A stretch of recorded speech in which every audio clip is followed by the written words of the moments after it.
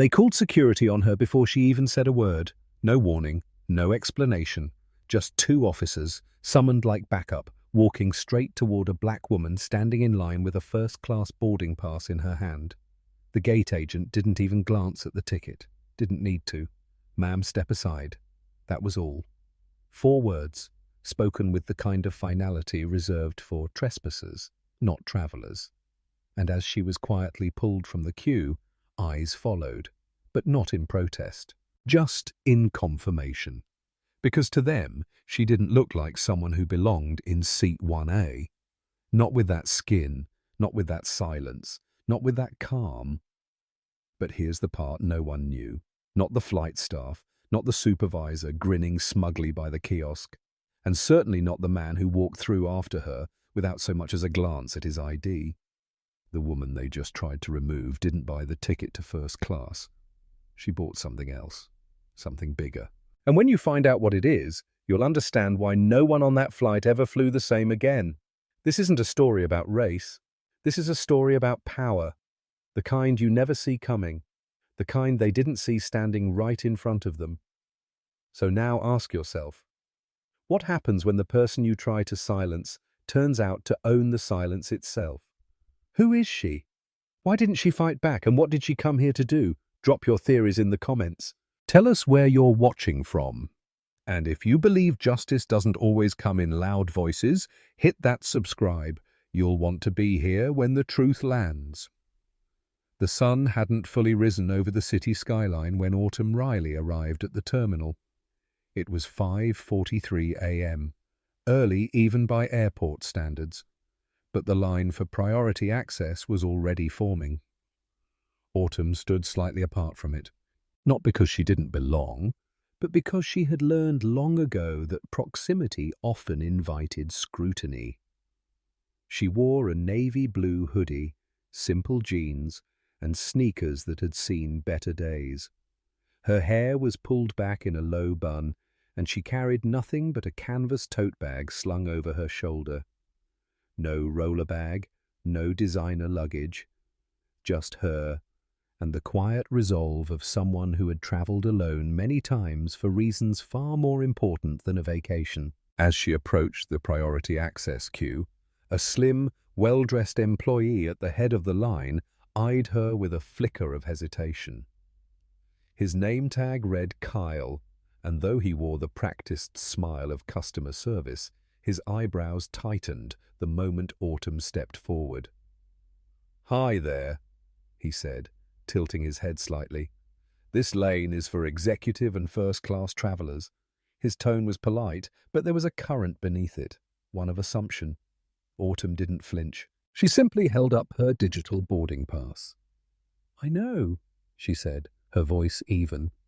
Kyle's smile faltered for a fraction of a second, but he recovered quickly and scanned the code on her phone.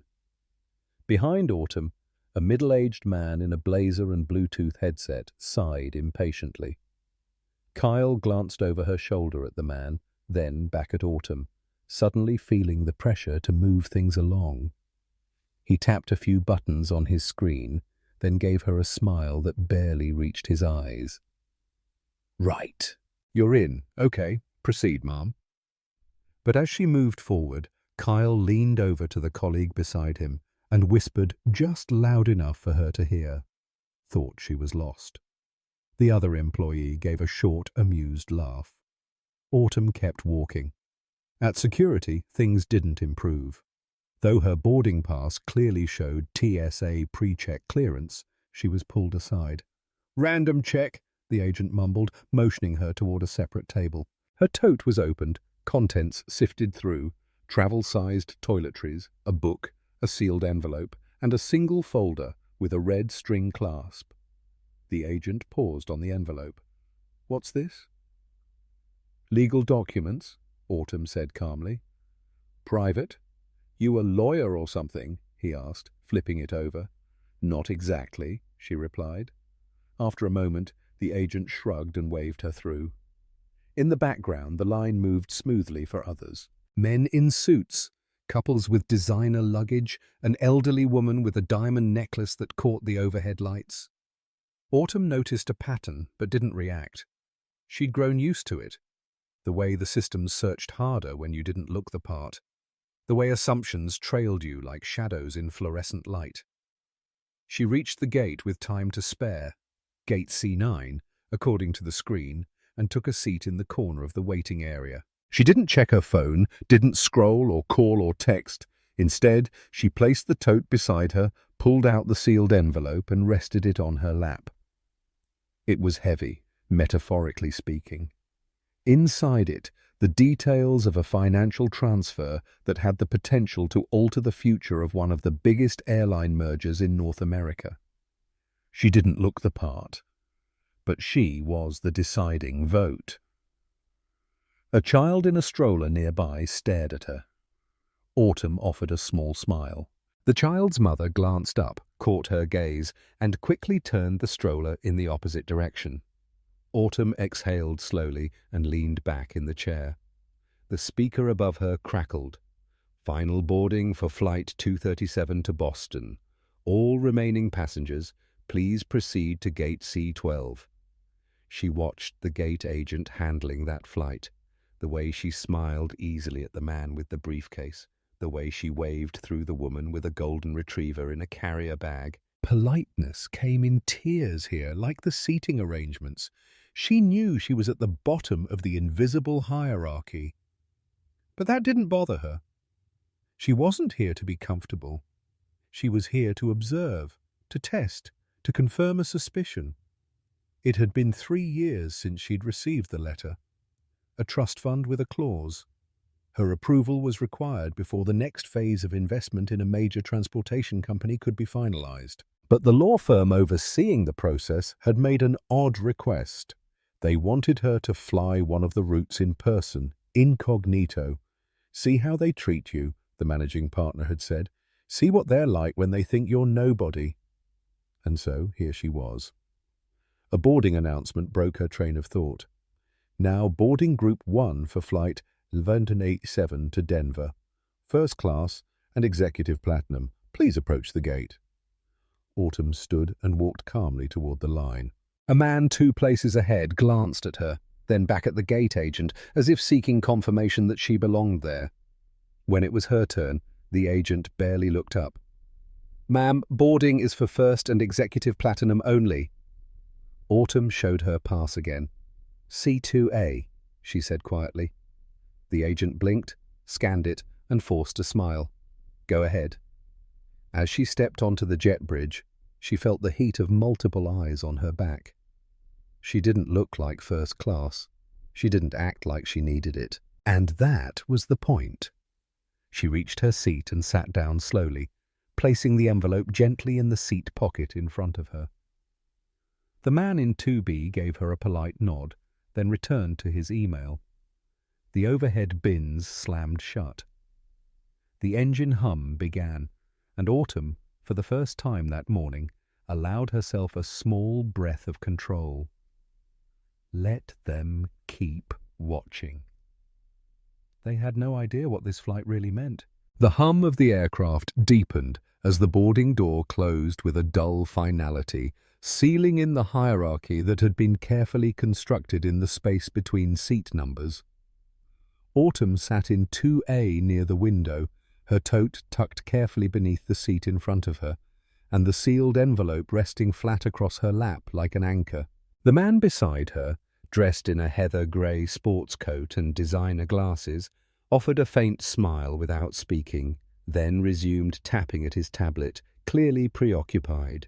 The cabin lights dimmed slightly as the flight attendants moved briskly through the aisle, closing bins and counting heads, their eyes skimming over Autumn like she was an unverified barcode in a sea of premium purchases. One of them, a woman with a sleek bun and a name tag that read Sloan, paused just briefly when she reached row 2, scanning both seats.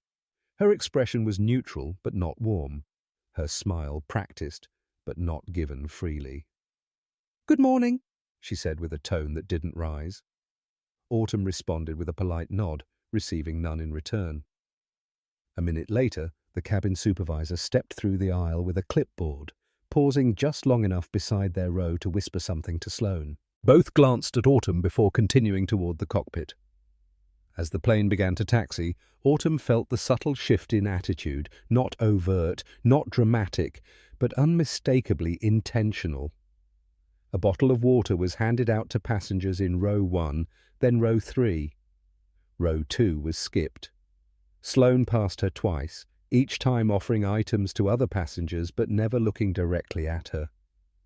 Autumn kept her gaze on the window, her fingers gently brushing the edge of the envelope, but she registered every move. In a world built on control, power often lived in the smallest decisions, and right now someone had decided to make her invisible. When the beverage cart rolled down the aisle after takeoff, Sloane stood stiffly by as the junior attendant asked Autumn what she'd like to drink. "Just water," Autumn replied. The attendant looked hesitant, then leaned toward Sloane and whispered something. Sloane whispered back, then turned to Autumn with a thin smile. "Unfortunately, ma'am, complimentary beverage service isn't included in your class of ticket," she said. Autumn raised an eyebrow but didn't argue. "Even for first class?" she asked calmly. Sloane blinked, glanced down at her manifest, then hesitated. "I'll check with the cabin manager," she said shortly, and moved on without another word. The man in Tubi shot her a confused look. "I thought drinks were included in first," he asked no one in particular. Autumn didn't answer. A few rows up, a baby began to fuss. The sound was soft at first, but quickly became a full wail. The flight attendant offered the mother a warm smile, brought a blanket, then offered to heat milk. The contrast stung, not because Autumn expected to be coddled, but because the script of hospitality was being edited in real time to exclude her. Moments later, another flight attendant returned with a warm cloth and offered it to her seatmate, asking if he needed anything else. He declined. Autumn was not addressed. She remained still, fingers resting on the envelope, the weight of paper heavier now.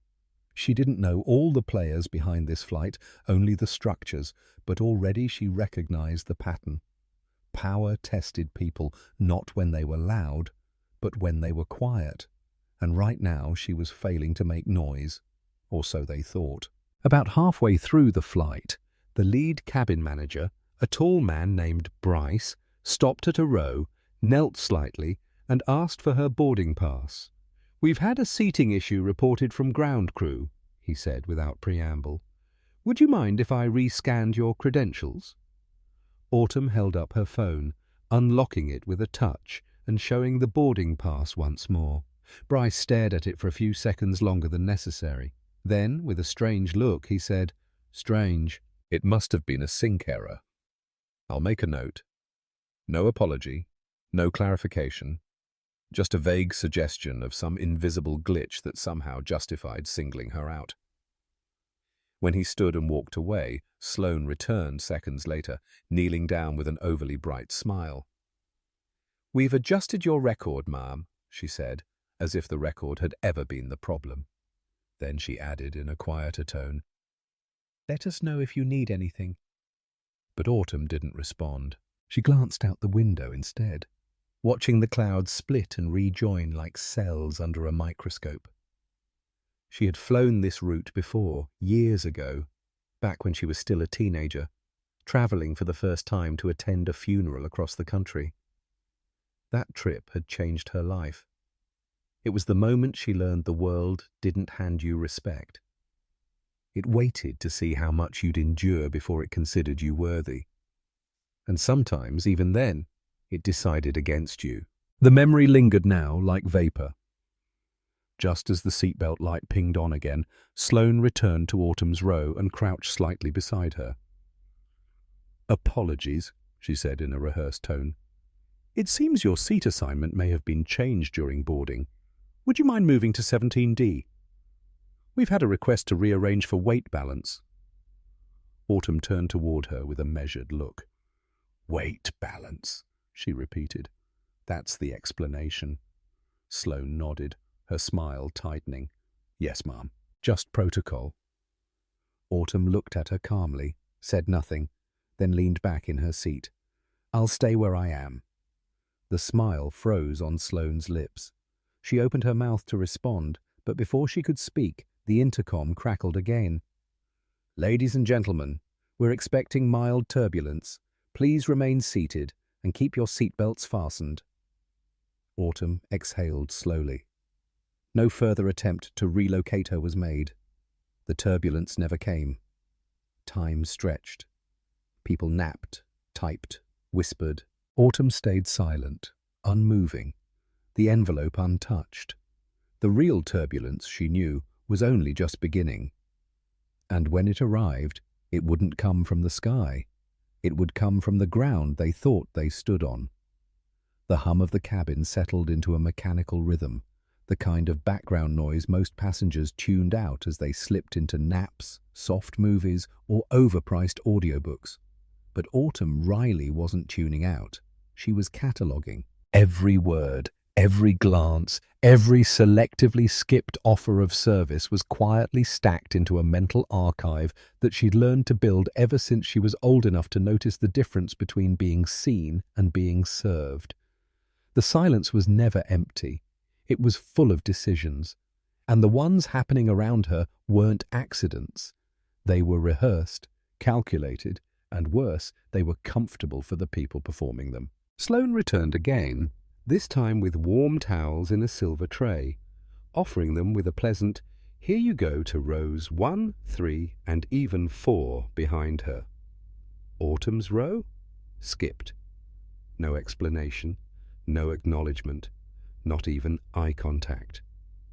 The man beside her had long since buried himself in his work, perhaps too uncomfortable to notice, or too used to the fact that comfort like this often came at someone else's expense. Autumn didn't ask for the towel. She never did.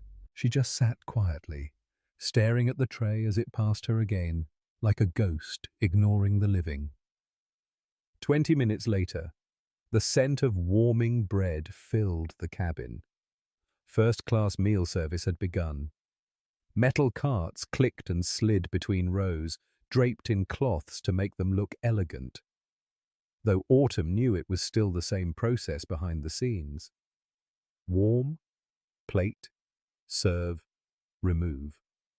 Sloane reappeared, now with a menu and a forced smile. She stopped at 2B, presented the options with a flourish, and wrote something neatly onto her pad. Then she stepped past Autumn as if she were a spare coat hanging on the armrest. The cart rolled forward. No menu, no question. Autumn waited, counted 3 rows served before she cleared her throat gently. Sloane turned her head, but didn't approach. "Was I skipped for meal service?" Autumn asked, her voice low and steady. Sloane walked back with mechanical patience. "Oh, I wasn't sure you were eligible," she said with a slight laugh, the kind that carried condescension cloaked in fake charm. "Sometimes these assignments get complicated." Autumn tilted her head. "I'm into it." Her tone didn't rise, but her eyes were sharp. "There's nothing complicated about that." Sloane hesitated, then checked the manifest again, this time more visibly, like she needed to perform the act of verification for her own self-assurance. "Right," she said, nodding quickly. "Would you like the herb-roasted chicken or the miso-glazed cod?" Autumn chose the cod without looking at her.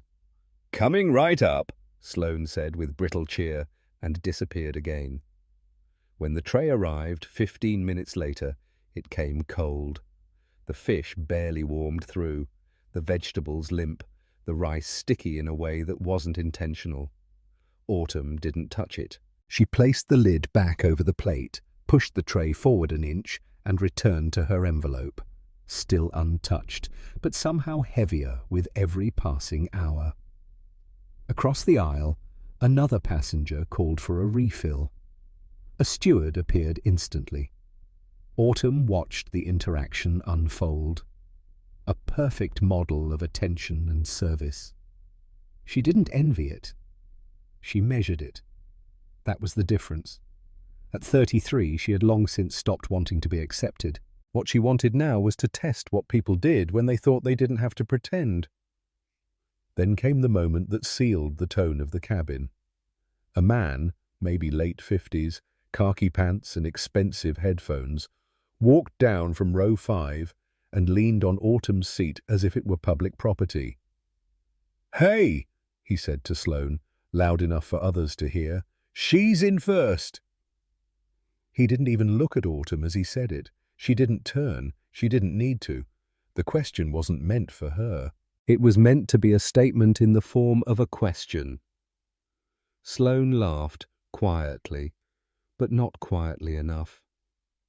"She's on the list," she replied, brushing past the man. "Must be a points redemption or something." The man chuckled, slapped the seat twice, and returned to his row. Autumn didn't move. Her heart didn't race, but her fingers curled slightly tighter around the corner of the envelope. If she had spoken right then, she wasn't sure it would have come out calm, and she needed calm for what came next. Later, during cabin cleanup, a different attendant came by. A younger man, clearly newer, less polished. He reached for Autumn's tray and paused. "Didn't like the fish?" he asked, almost sheepish. Autumn gave him a polite but unreadable look. It was cold. He nodded, muttered something that sounded like sorry, and rolled the cart away. A few seconds later, she saw him whisper something to Sloane, who immediately shot a glance back toward row 2 with a look that wasn't guilt, but irritation. Autumn caught it. Sloane didn't smile again for the rest of the flight. The captain's voice eventually came over the speaker, announcing descent. Most passengers were half asleep or tucked into their headphones, but Autumn remained alert. She didn't trust ease, especially not here. Sloane passed by one last time, checking seatbelts, and when she stopped at row 2, she glanced at Autumn's tote on the floor. "Just a reminder," she said flatly, "all personal items should be stored overhead during landing." Autumn looked at her evenly. "I've flown before." Sloane didn't respond. She moved on. As the wheels touched down and the cabin jolted softly, Autumn's hand moved to the envelope again. The moment was drawing close. She hadn't said much, she hadn't needed to. But everything they'd done, every skip towel, every passive-aggressive rule bend, every glance and whisper, had already spoken loud enough for her. And as the plane taxied toward Gate 32, she felt it again. Not anger, not fear. Just the cold, deliberate click of confirmation. She waited for the fastened seatbelt light to blink off before reaching into her tote and pulling out not just the envelope, but Autumn didn't rush. As passengers began gathering their belongings and shuffling into the aisle, bumping one another with laptop bags and duty-free perfume sacks, she remained seated. She slid the envelope into her lap with the same care one might handle a fragile antique. The seal was still unbroken, the red wax emblem gleaming faintly under the dim cabin light. A small movement caught her attention. Sloane, standing near the front of the cabin, watching her without pretending otherwise. There was no more veil of customer service now. The flight was over. The show ended, and all that remained was the lingering tension of a power dynamic that had yet to fully reveal itself. Autumn waited until the aisle cleared slightly before she stood, her canvas tote over one shoulder, the envelope in hand. She walked slowly, intentionally. At the threshold of the aircraft, the captain had stepped out, standard protocol for first-class deplaning. He was smiling at the other passengers, thanking them, nodding politely. When Autumn reached the doorway, his smile faded slightly. "Safe travels," he said with a pause. Autumn nodded, but didn't return the pleasantry. She stepped into the jet bridge, the cool air greeting her like a transition cue. Halfway down the corridor, a uniformed airport agent stepped into her path. "Miss Riley?" he asked, clipboard in hand, earpiece snug. Autumn didn't blink. "Yes." The man gave a polite nod. "We've had a request to verify your final destination before releasing your luggage. Just a routine update." Autumn's lips twitched, not into a smile, but something resembling disbelief. "You need to verify where I'm going," she repeated. The agent glanced down at his clipboard. "Yes, ma'am. It seems there was a reclassification in your reservation. You were listed under a flag status, code 19B, internal override required." Autumn took a small step forward. "Who filed that code?" she asked, voice sharp now, each syllable landing with clarity. The agent hesitated. "It doesn't say, might have been auto-generated." "It wasn't," she said flatly. "Take me to whoever's handling this." The agent shifted uncomfortably, then motioned toward a side hallway off the main concourse. "This way, ma'am."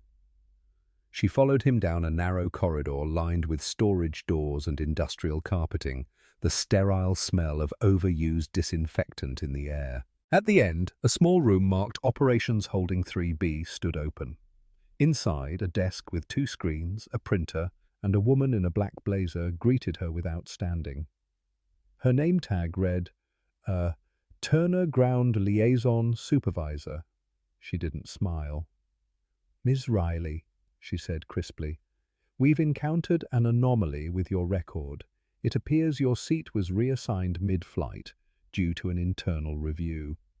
The system flagged your reservation as irregular, possibly an accidental upgrade." Autumn placed the envelope down on the desk gently, not opening it yet.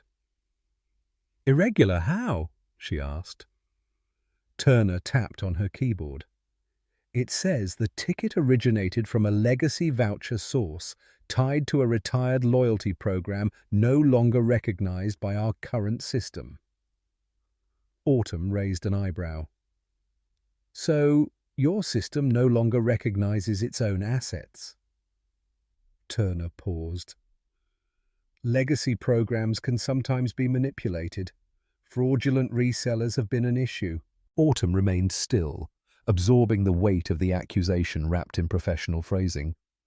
"You're implying that I fraudulently boarded a seat I paid for?" Turner straightened her back slightly. "We're not accusing you of anything, ma'am. We're simply protecting our operational integrity." Autumn stared at her for a long moment, then reached into her tote bag and pulled out a black leather wallet. She slid out a slim card and placed it next to the envelope. It was platinum, embossed, and bore a serial number, not for banking, but identification.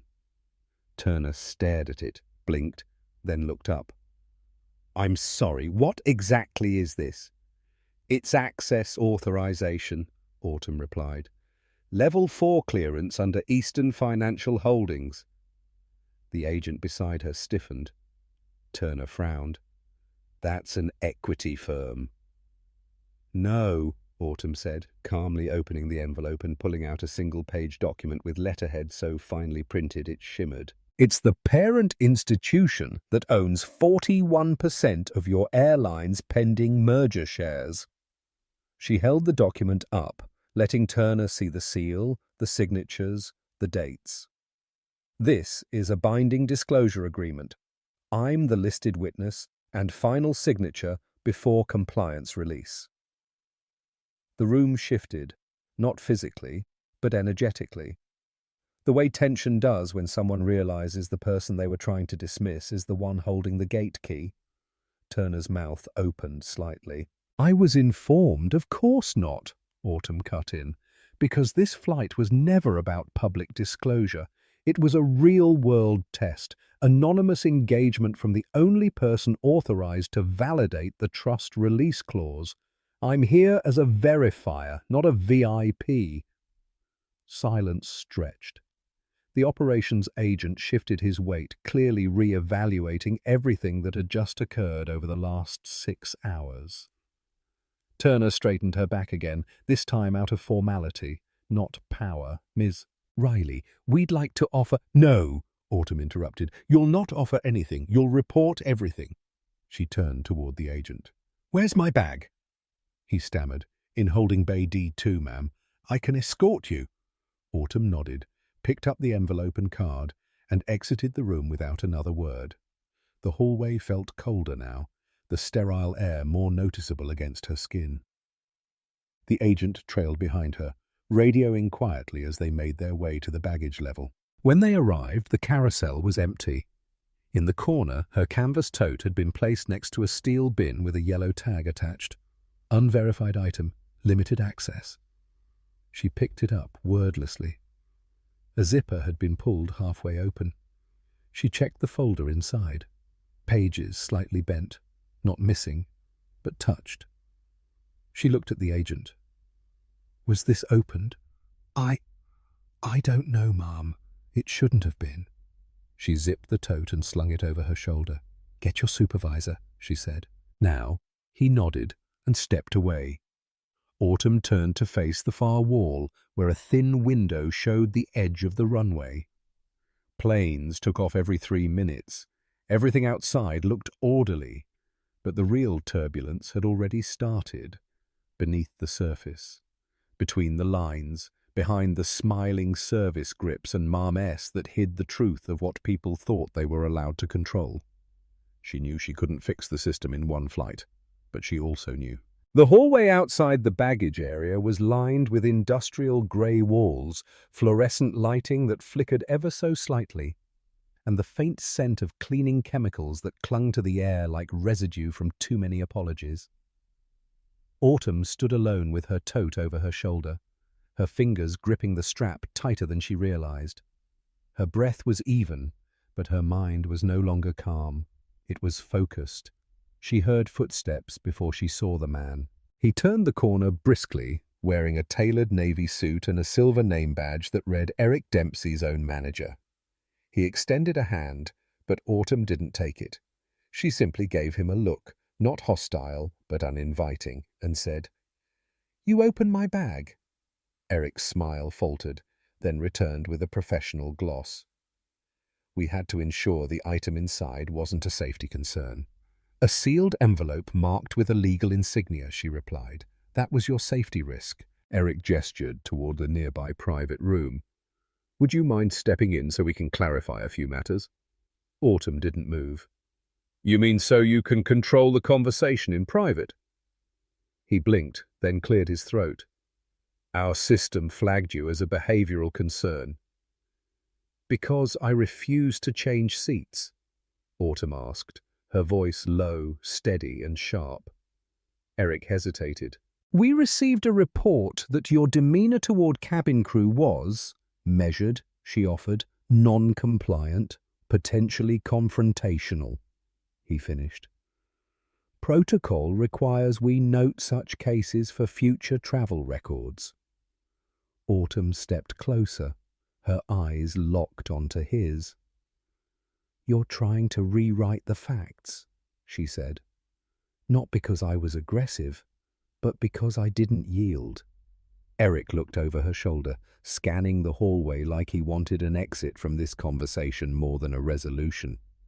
"Look, MS. O'Reilly, we can file an incident summary or let this pass, but I do recommend we de-escalate." Autumn's laugh was soft, nearly silent. "That's the word you all love, isn't it? De-escalate. You create the escalation, then frame my reaction as the problem." Eric straightened, eyes narrowing slightly. "If you're unsatisfied with how this was handled, you can submit a grievance through our guest relations team." Autumn's expression didn't change. "You mean the same department that filed a false report 5 minutes after I landed?" Eric didn't answer. His phone buzzed in his pocket, and he glanced at it before muttering, "Excuse me," and walking away with a speed that betrayed urgency. Autumn watched him turn the corner and disappear into another corridor. She exhaled slowly, then turned to find a seat in the corner of the waiting area. The room was mostly empty, just a few ground staff passing through and an older man cleaning the floor with a wide mop. She sat, placed her tote in her lap, and pulled out the folder again. The edges were now bent. Someone had flipped through it, probably not even with interest, just with the entitled carelessness of someone who assumed nothing inside could matter because of who it belonged to. That was the part that always stung more than the act itself. the certainty they carried that nothing she held could be worth more than what they assumed about her. She pulled out her phone and opened the secure app linked to the trustee portal. Her fingerprint unlocked the encryption, and within seconds she was reviewing a list of flagged personnel IDs across multiple airport zones submitted through anonymous audit reports. Her name appeared once under non-cooperative passenger. Beneath it, a code, 37C. She tapped into the report. It was sparse, almost deliberately vague.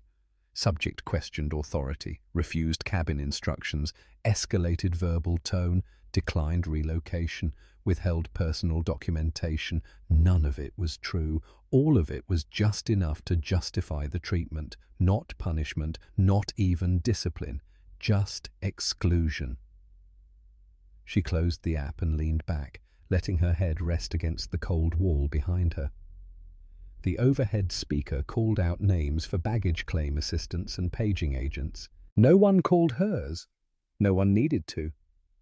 She wasn't meant to be served here. She was meant to be erased silently. The strategy wasn't confrontation. It was corrosion. Bit by bit they chipped at the perception of her value, not with slurs or shouting, but with withheld towels, silent menus, misfiled flags, and cold fish. They hadn't screamed that she didn't belong. They just wanted her to doubt that she ever did. The double doors to her right opened, and a man in a neon vest walked in with a clipboard.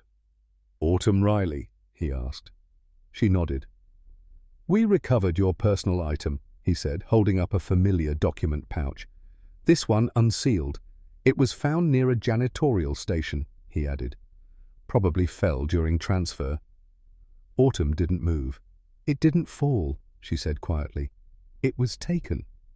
The man blinked, clearly confused, then placed the pouch on the table. "There's no way to prove that, ma'am. It wasn't logged in." "Exactly," Autumn replied, standing. She opened the pouch.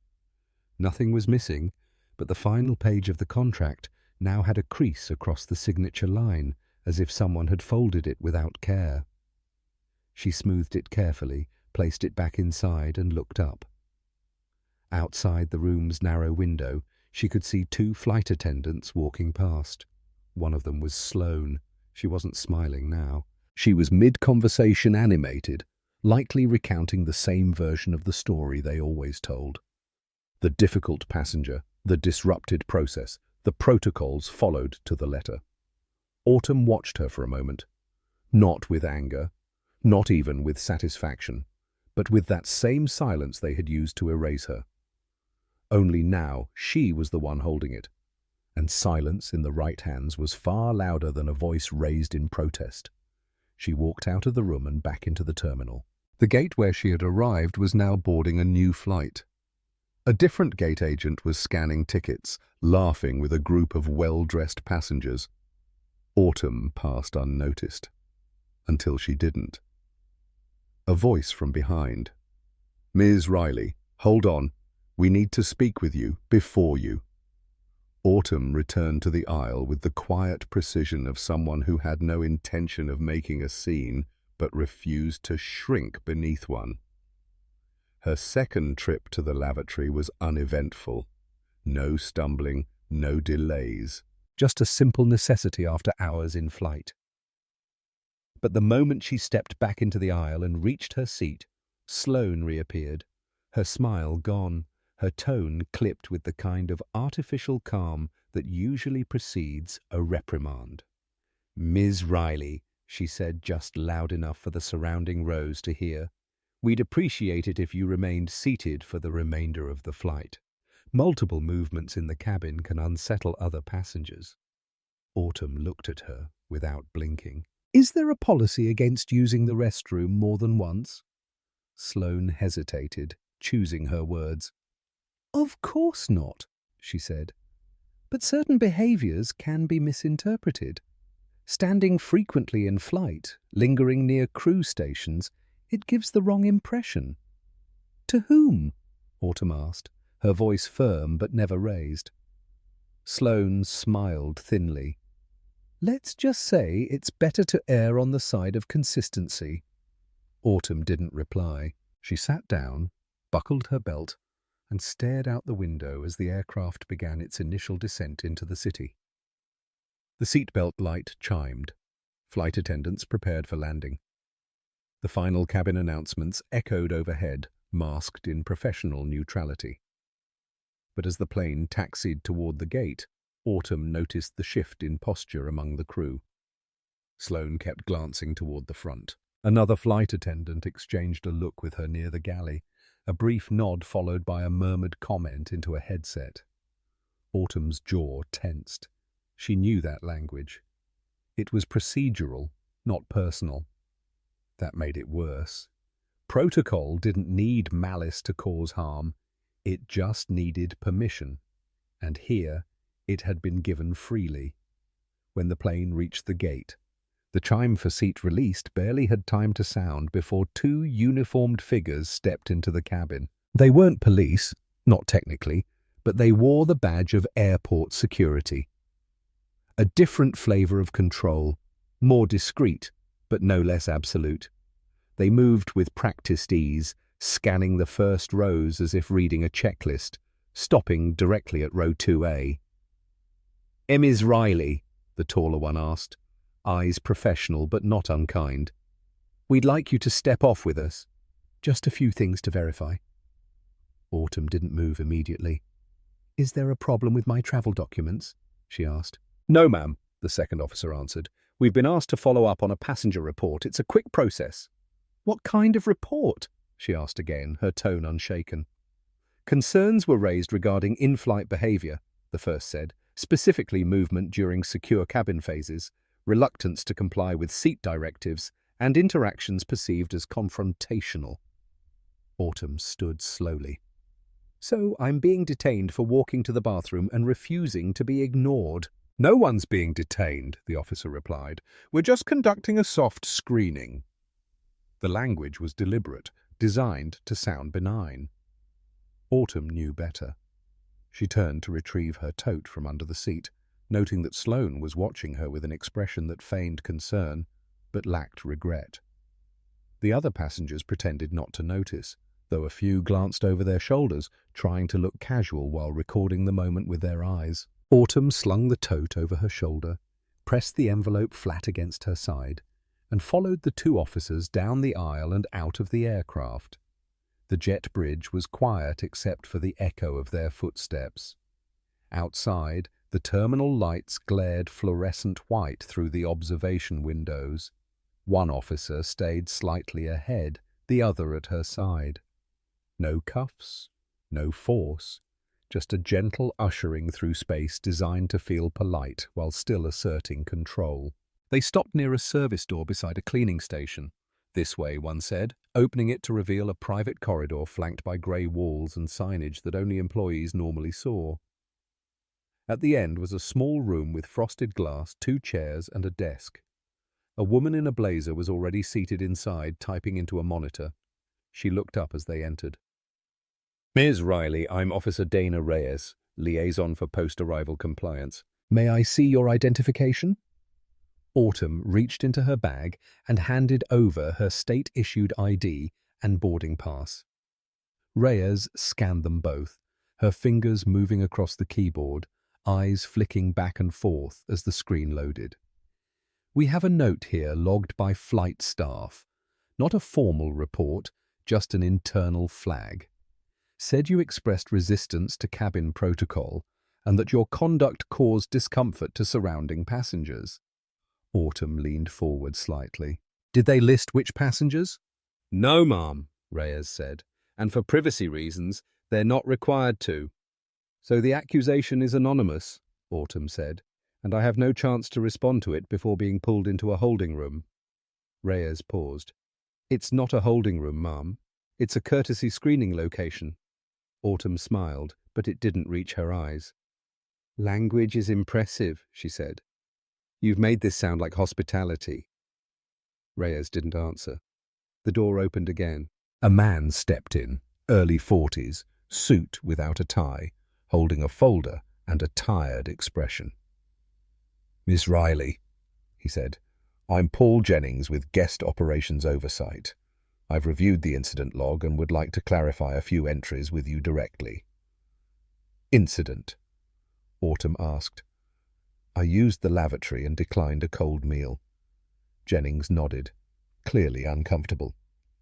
"Yes, I believe that's where the note stems from.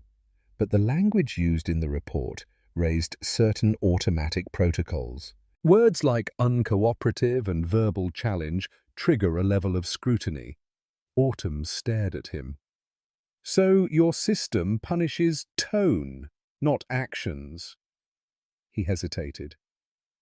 "It evaluates signals." "And does the system log the signals of staff who ignore, exclude, or humiliate?" Jennings didn't respond. "Did your system log that my tray was deliberately served late, that my seat assignment was challenged mid-flight, or that I was told my presence unsettled other passengers?" "There's no note of that," he said quietly. Autumn reached into her tote and withdrew the envelope again. She didn't open it, just placed it on the table like a silent declaration. "This document has the power to affect every contract your airline holds with 3 regional financial firms," she said. "I suggest you stop reading signals and start reading facts." Jennings looked down at the envelope. Reyes looked between them. The air inside the room had changed again, slightly denser, like the pause before storm. Autumn crossed her legs slowly, deliberately, her tone cool and clear. "You've pulled the wrong person off the plane." Autumn didn't move for a long moment after her final sentence. The envelope remained on the desk like a quiet threat, but her voice carried no aggression, no panic, no plea. It was measured, grounded in something more unsettling than anger, authority. Jennings glanced at Officer Reyes, who kept her expression neutral but clearly alert. No one in the room dared speak first. Autumn let the silence settle before she slowly reached into the inner lining of her tote bag and withdrew a second envelope, smaller than the first, sealed with a red wax insignia that shimmered faintly under the fluorescent lights. She placed it carefully beside the original document. "This," she said, tapping it with one manicured finger, "is a signed legal directive from the Eastern Trust Governance Board. It grants full discretionary override to any asset interference, including personal detainment, document access, or behavioral classification logged under false procedural claims." Jennings blinked. "I'm sorry, Eastern Trust?" Autumn's eyes met his. "You know the name," she said. "Your airline's second largest stakeholder knows it better. Read carefully before touching me again." Officer Reyes leaned in slightly, scanning the seal but making no move to take it. Jennings hesitated, then gently picked up the envelope and inspected the insignia, his eyes narrowing when he saw the micro-stamped serial code pressed into the wax. "Is this active?" he asked. "As of this morning," Autumn replied. "The moment your cabin crew attempted to reclassify my behavior, the directive became valid." Jennings carefully placed the envelope back down, adjusting it like it was something sacred or explosive. He pulled out his phone, typed rapidly, then looked at Reyes. "Can you notify Terminal Command? We may need to suspend further engagement here." Reyes nodded and stepped out of the room without a word. Autumn leaned back in her chair. "I assume you've already logged me under your internal incident system," she said. "Whatever code you used, 37C, 82B, it won't hold. In fact, as of now, your entire regional system is being reviewed for how that code gets assigned. Pattern mapping, demographic correlation, profile history by personnel." Jennings rubbed his temples. "That's handled through a separate channel. And that channel," Autumn replied, "now has my digital signature authorizing external audit access." Her phone, still on silent, vibrated once. She unlocked it, tapped a single app, then turned the screen toward him. A message blinked at the top. Directive relay active. Override status. Confirmed by trustee command. Jennings swallowed hard. "This goes beyond this airport," he murmured. "Yes," Autumn said calmly. "It goes wherever the pattern does." Just then, the hallway outside erupted with a buzz of motion. Footsteps. Voices. A phone ringing too long. Then the door cracked open again, and Officer Reyes returned. Her face now markedly different, not stoic, but taut with tension. Behind her was a second officer, this one older, clearly higher ranking, wearing a communication earpiece and holding a clipboard he hadn't bothered to look at. "Ma'am," he said directly to Autumn, "we've just received an urgent notification from our airline's central legal department. You're to be released immediately. Without further questioning, all pending classifications have been suspended, effective retroactively." Jennings stood. "Who authorized that?" The man didn't blink.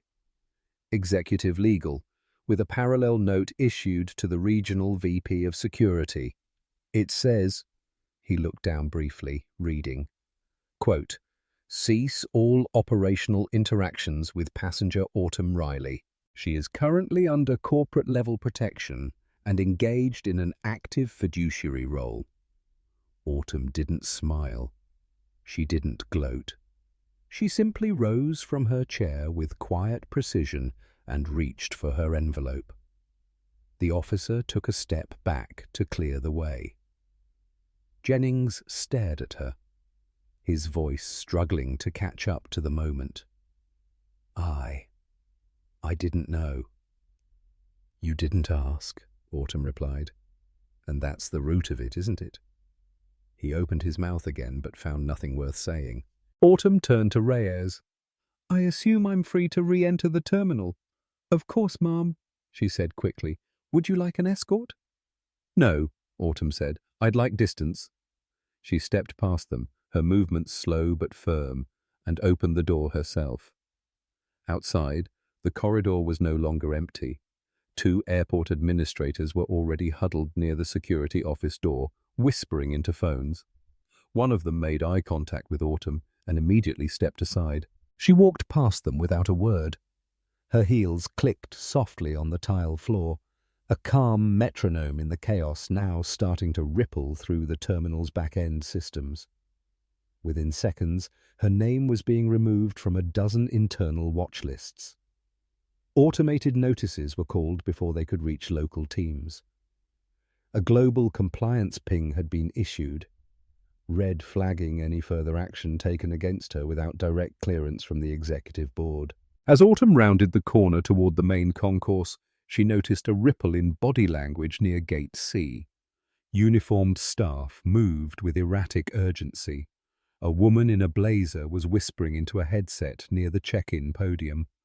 Someone else typed furiously into a control panel behind the counter. Every motion told her the same thing. The system had caught up to her identity, and now it was trying to reverse what it had already done, desperately rewriting its own behavior in real time. She stopped near a digital service kiosk, pulled up a reservation, and watched as her original first-class ticket reappeared, complete with priority status and updated access to every lounge in the terminal. Her name had been cleared, but the stain wasn't on her. It was on them. Behind her, another voice rose from the boarding area. "Wait, wasn't she the one they pulled from the flight earlier?" a passenger asked.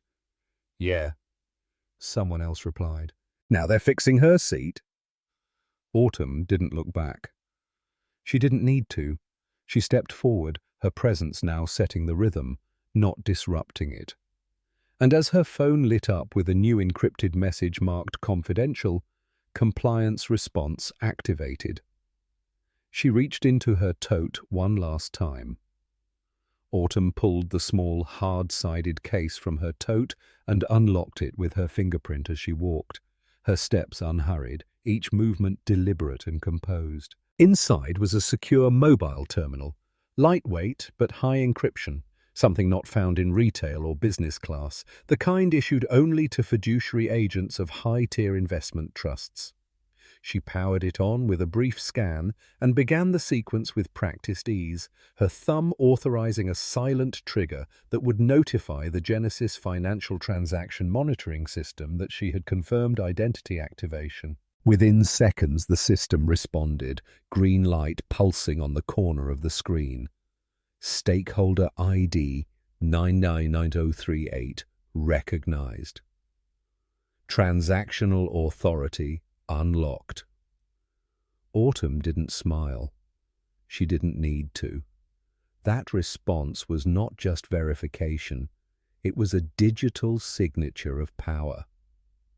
At that exact moment, across the city, in a conference room cloaked in morning light and financial tension, 3 executives from Havenport's acquisition committee stared at the blinking notification on their dashboard. Trust Executor Contact activated Genesis Financial Holding Transfer Authority, AR. They all knew what it meant. The transaction, the $4.1 billion merger that would restructure regional ownership of the signature of the last living heir to the Genesis founder's estate. A signature they had not expected to be invoked until final compliance meetings the following quarter. That heir was Autumn Riley. She walked past the VIP lounge checkpoint with the same expression she'd carried all morning. Unreadable. Steady. But now every scanner she passed recognized her credentials with silent priority. No more blinking red screens, no more confusion or pause. Each system responded before she touched it. The assistant at the gate glanced at his tablet and straightened instantly. "Miss Riley, would you like a private suite or boardroom access?" he asked without waiting to be prompted. Autumn replied, "No, just open a terminal and connect me to your compliance officer. Full access." He nodded, already tapping. Behind her, the whispers began again. This time from those who had previously judged her silence as weakness. "Wait, she's who?" someone murmured. "I thought she was just a regular passenger." But that phrase, just a passenger, had no weight anymore. The security breach, the flags, the document tampering, the accusations of being a problem. They weren't just violations. They were now financial liabilities. And the person they had underestimated was no longer anonymous. Autumn was the final verifier of a transaction that, if not signed within 72 hours, would nullify an exclusive rights clause Havenport had been lobbying for since Q1. The problem wasn't just that she had power, it was that the airline had treated her like she had none. At 9:04 a.m., a call was placed directly from Genesis HQ to Havenport's legal department. The voice on the line was precise, clipped, and male. "We understand Ms. Autumn Riley was subjected to improper behavioral classification under your passenger tracking system. As of this call, Genesis Financial Holdings is halting all forward momentum on the capital alignment package until an internal risk memo is submitted with accountability findings. Additionally, we are confirming she is the primary voting shareholder on the silent stake under Genesis's trust umbrella." The line went dead before questions could be asked. In the background, one of the airline's senior financial officers dropped his pen. "She's the one we were told would never surface in person," he muttered. "Her stake was protected under 10 levels of anonymity." "Until it wasn't," the General Counsel replied grimly. In the terminal, Autumn received the notification she'd expected. Risk status override confirmed. Genesis holding sync request, pending signature. She tapped to defer it. Not yet. Not here. First, she wanted to see if they'd move on their own. Her phone buzzed again, this time with an encrypted ID she recognized. L. Westbrook Director, Strategic Affairs, Havenport Air. She declined the call. Let them feel the weight of unavailability, the same weight they had pressed against her presence all morning. She walked slowly to the East Terminal Lounge, where senior operations met during merger periods, passed the biometric check without stopping, and entered the glass panel boardroom. Inside, 3 people sat waiting, none of them speaking, all of them pretending they hadn't been monitoring her location from the moment her name re-entered the system. The man at the center, Leonard Westbrook himself, stood first, trying to summon charm that had never worked on women like Autumn. "Riley," he said carefully, "thank you for coming in. We deeply regret what happened this morning. We want to make it right." She sat without invitation, laid the folder gently on the table, and opened it, not to negotiate, but to show them their own future. "What happened wasn't a mistake," she said. "It was a mirror. You built a system that reflects the bias of those who operate it. I simply gave it a face you didn't expect." Leonard leaned forward, his expression tight. "We had no knowledge of your travel today." "If we had known, you would have treated me differently," Autumn finished. "Exactly. And that's the problem." No one interrupted her now, no one dared. She pulled out a second document, one marked with a Genesis Holdings watermark, signed by 3 trust administrators. "This is the conditional hold on our asset absorption plan. Unless reversed by close of business today, your fiscal quarter collapses. Our partners will pull their hedges. The stock dips before the end of the week." Leonard's throat moved as he swallowed. "And your signature decides that." "Yes," Autumn said, "and so far I see no reason to give it." Behind her, the screen on the wall blinked with a notification. "Incoming update from Audit Logistics, first flagged entity. Havenport Domestic Staff Division, Terminal C." Autumn tapped her tablet and opened the alert. The alert on Autumn's tablet blinked twice before expanding into a live feed dashboard. Not just a static report, but an active incident trace connected to the internal surveillance systems embedded in Terminal C and the aircraft cabin of Flight 447. The audit program, activated silently at her command 15 minutes earlier, had already pulled data from gate logs, crew communications, scanner records, and onboard cameras. The footage loaded quickly. Sloane bypassing her row during tile service, laughing quietly after a conversation with a passenger from row 5, speaking into a wrist mic, moments before Autumn was flagged for movement. The footage didn't accuse, it confirmed.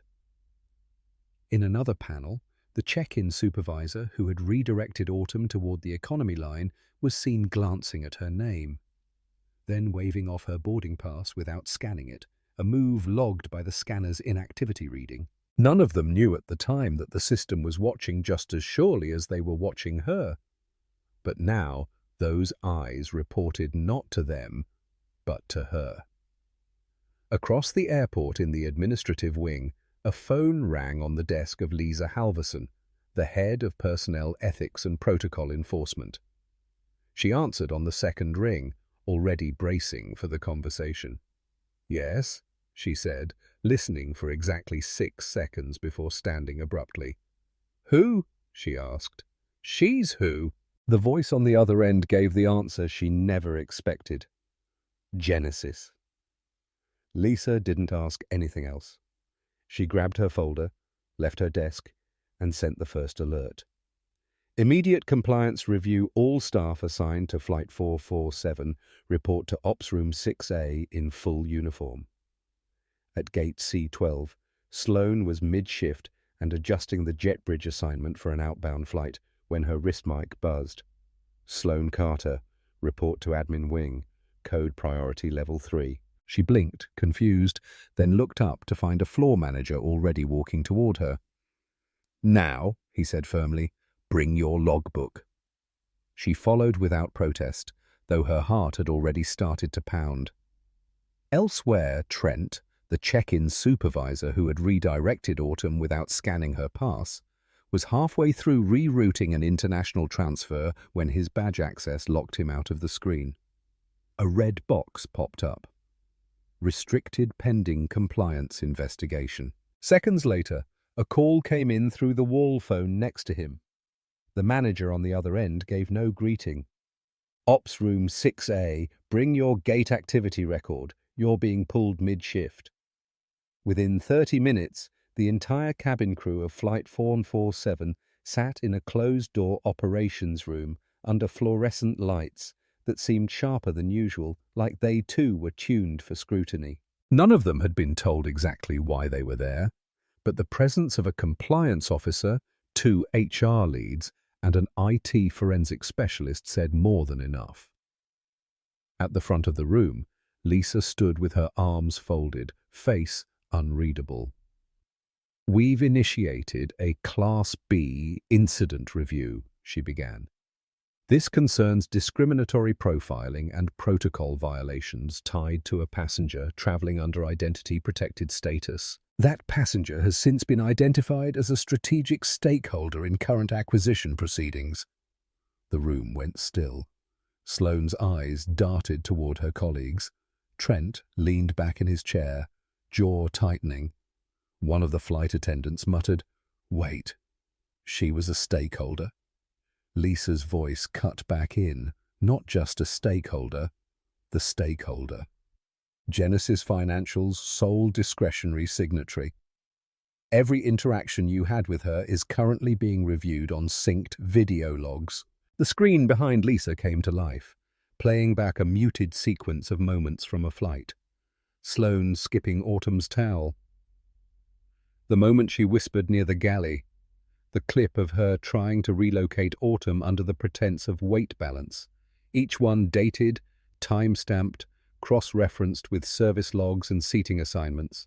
Then the voice comms recorded internal chatter where terms like confusing guest, probably upgraded on points, and not a first-class fit were casually exchanged between staff on a closed-loop channel.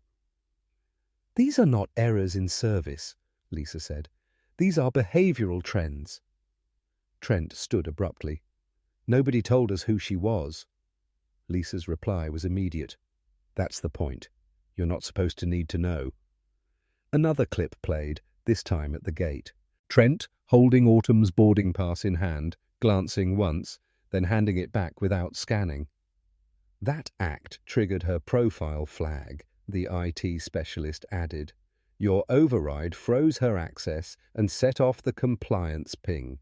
She was traveling under protected identity status. Your failure to validate her pass activated the manual review protocol you tried to use against her. Trent opened his mouth again, but Lisa wasn't finished. "And you didn't stop there. Your incident notes were escalated to Central without proper approval. That's breach of chain of command and falsification of behavior classification." The room was silent again, this time not from confusion, but from dread. The kind of dread that came when people who had confidently dismissed someone realized that the person they targeted wasn't vulnerable, but vital. "Effective immediately," Lisa said. "Gate Supervisor Trent Maxwell is suspended pending investigation." Trent's face flushed red. "You can't suspend me without union. The union has been notified," she interrupted, "and they've deferred their initial statement until after they've seen the audit." She turned to Sloane next. "Senior Flight Attendant Sloane Carter. Removed from flight rotation, effective immediately.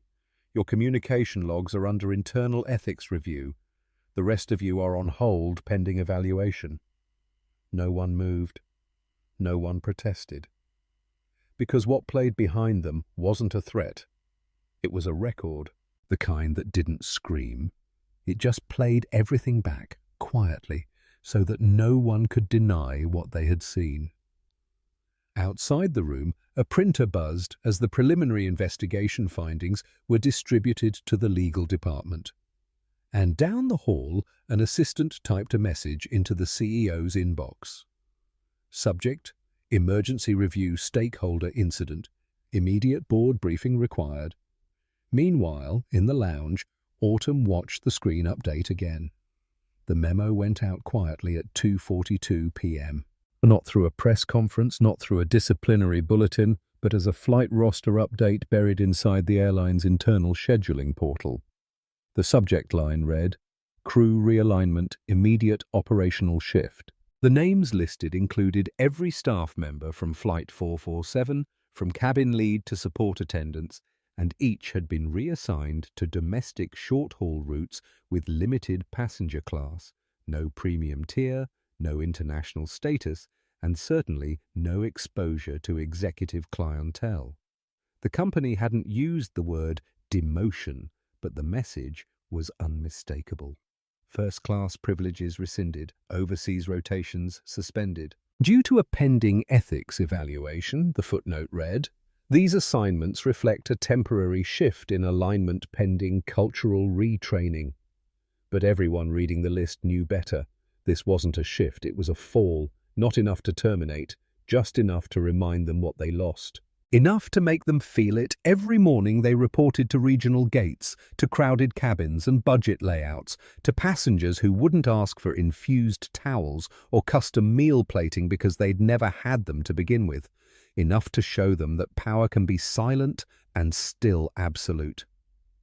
Sloane read the memo on her break, sitting in the employee lounge near the far side of Terminal F, where regional crew gathered before boarding. Her uniform still crisp, her posture still trained, but the absence of confidence in her expression betrayed the truth. She wasn't furious. She was stunned. Somewhere deep inside, she must have believed it wouldn't come to this. That the woman she dismissed would vanish or accept or forgive. That her actions would be folded neatly into policy, just like they always had. But that didn't happen, because this time, the passenger had been someone who didn't need to shout to be heard. She only had to wait long enough for the system to hear itself. Autumn didn't seek her out. She didn't need confrontation. But as fate, or perhaps consequence would have it, their paths crossed one final time as Sloane walked toward Gate B8 for her first reassigned flight to Milwaukee. Autumn, now finishing a call by the private concierge counter, noticed the uniform first, then the woman in it. She didn't stare, she didn't pause. But as Sloane passed within 3 feet of her, their eyes met. And in that sliver of shared air, 1,000 unsaid things pulled tight. Sloane slowed, not fully stopping, but enough to acknowledge the moment. Autumn stepped forward, not fast, not aggressive, just with the kind of presence that commands space by existing in it fully. "You said something to me earlier," Autumn said, voice low, measured, unshaken. "On the plane." Sloane blinked once. You said I didn't fit. In first class." Autumn continued. "But I looked out of place." Sloane swallowed hard, her throat bobbing slightly. "I didn't mean—" "You were right," Autumn said, her tone not angry, but resolute. "I don't fit in first class." Sloane blinked, confused. Then Autumn finished, her voice softer, like a razor beneath silk. "I came here to buy it." The words didn't echo. They didn't need to. They landed in the quiet space between them with more impact than a shouted accusation ever could. Sloane didn't reply. She couldn't. She simply stood there, every protocol she'd memorized now worthless. Autumn didn't wait for a response. She turned, gathered her case, and walked toward the terminal's northern wing, where a private exit led to executive transport. She didn't need a boarding group. She wasn't catching a flight. She was preparing for the next boardroom. Behind her, Sloane watched her go, her arms stiff at her sides, mouth slightly open like the apology she'd been preparing suddenly had nowhere to go. The terminal bustled around her, oblivious, indifferent. But to Sloane, the silence left behind by Autumn said everything. Not through yelling, not through scandal, but through structure, through consequence. Through the fact that starting today, The woman she tried to displace now shaped the routes she could no longer fly. Upstairs, in the executive offices overlooking runway 2R, a meeting was underway. The boardroom blinds were partially drawn, but the figures inside were clearly unsettled. Several spoke into phones, others read from printed briefing packets marked Confidential Stakeholder Incident Review Level 1. Sensitivity. At the head of the table, the CEO of Havenport sat pale and unspeaking as an assistant placed two final documents in front of him. One was a summary of the internal investigation. The other was a one-line email from Genesis Holdings. Stakeholder Autumn Riley has opted to proceed with merger conditions under revised compliance requirements. Enforcement of all terms is effective immediately. No drama, no speech, just the full weight of justice arriving like a late flight. Inevitable, final, and echoing quietly down every corridor it passed. If this story made you pause, think, or feel something deeper, don't forget to like and subscribe for more powerful narratives that challenge what we accept as normal. What moment hit you the hardest? Was there a turning point you didn't see coming? And most importantly, where in the world are you watching from? Let us know in the comments below. Your perspective matters.